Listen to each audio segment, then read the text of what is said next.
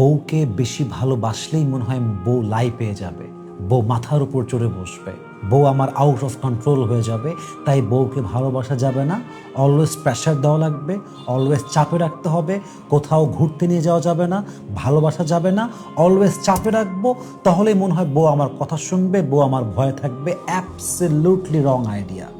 I think this is my personal point of view. I don't know whether you will go to agree or not, but I hope you will go to agree that this is the wrong concept that actually we have created in this society. মাথায় রাখতে হবে, বউ যদি honest হয়, বউ যদি loyal হয়, বউ যদি চরিত্রবান হয়, সৎ হয়, she was honest, she is honest and she has been honest with you all the time, এবং সে কখনো আপনার সঙ্গে চিট করে নাই, বাটপারি করে নাই, মিথ্যা বলে নাই, আপনার হক নষ্ট করে নাই, আপনার সংসারে এসে পরকীয়া করে নাই, সে এক কথায় চরিত্রহীন নারী নয়। তাকে ভালোবাসতে হোয়াট ইজ ইউর প্রবলেম?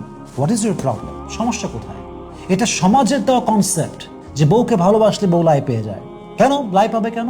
একজন বউ যদি চরিত্রবান হয়, মাথায় রাখবেন, একজন বউ যদি চরিত্রবান হয়, আদর্শবান হয়, ভালো বংশের মেয়ে হয়, তার মা যদি ভালো হয়, সেই বউকে যত বেশি ভালোবাসবেন, সেই বউ মাথায় চড়বে তো বহু দূরের কথা, সেই বউটা আপনার জন্য জীবন দেওয়ার জন্য প্রস্তুত হয়ে যাবে। ঠিক কিনা বলেন? অনেক পুরুষ এটা আমরা বুঝি না।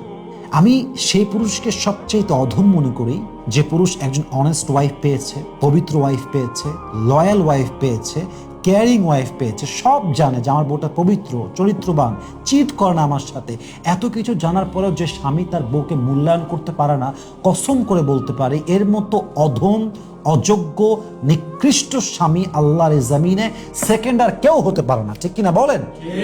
মাথায় রাখবেন, আপনার বউ যদি অনেস্ট হয়, লয়াল হয়, চিট না করে, তাকে ভালোবাসার ক্ষেত্রে কোনো প্রকার কোনো স্কোপ ছাড়বেন না। তাকে ভালোবাসবেন, তাকে আদর করবেন, তাকে ঘুরতে নিয়ে যাবেন, তাকে হাত খরচ দিবেন, তার শখ পূরণ করবেন, তার আহ্লাদ পূরণ করবেন, তার জেদ পূরণ করবেন, তার কথা শুনবেন, তাকে সর্বোচ্চ ভালোবাসবেন। এতে করে আপনার সংসারে বরকত দিবে কে? আল্লাহ।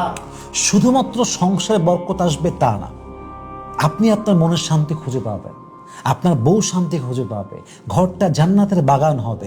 সবচেয়ে বড় বেনিফিট হচ্ছে আপনাদের পরিবার থেকে যে সন্তানটা আসবে এক যোগ্য সন্তান হবে, আদর্শ মায়ের, আদর্শ বাবার, আদর্শ সন্তান হবে।